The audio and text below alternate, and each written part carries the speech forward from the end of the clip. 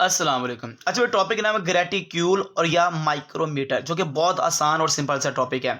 आपको मैं ये बताता चलूँ, जितने भी माइक्रोस्कोपिक ऑब्जेक्ट है ना, छोटे छोटे जो चीज़ें हैं, ऑब्जेक्ट हैं, आप उनको मेजर करना है, इसका साइज़ कितना है, तो आप इस पूरे प्रोसेस को नाम देते हैं माइक्रोमीट्री। मतलब माइक्रोमीट्री मेजरमेंट करना माइक्रोस्कोपिक ऑब्जेक्ट का, आप इसको माइक्रोमीट्री का नाम देते हैं। अब ये सारा जो माइक्रोमीट्री है बेस करता है स्केल के ऊपर, और स्केल दो तरह के, एक है ग्लास स्केल और एक है ग्लास स्लाइड। ठीक है, ग्लास स्केल को नाम देते हैं, they are also called oculo micrometer या ग्रेटिक्यूल भी कहते हैं। और जो ग्लास स्लाइड है ये स्टेज माइक्रोमीटर है।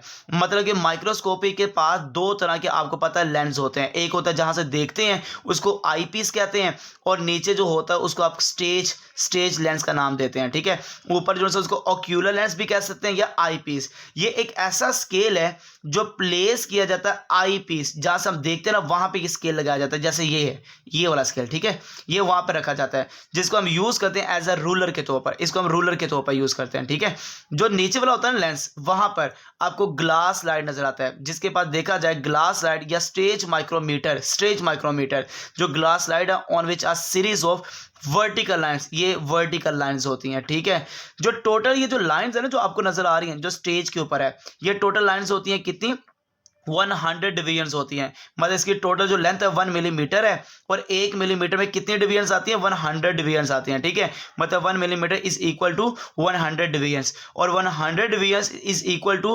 1000 माइक्रोमीटर। और एक डिवीजन मिलीमीटर के लासे कितना इसका है, 0.01 है, या आप 10 माइक्रोमीटर भी कह सकते हैं। मतलब एक जो डिवीजन है वो 10 माइक्रोमीटर के लिहाज से उसका साइज है, या आप कह सकते हैं 0.01 मिलीमीटर उसका साइज है एक डिवीजन का।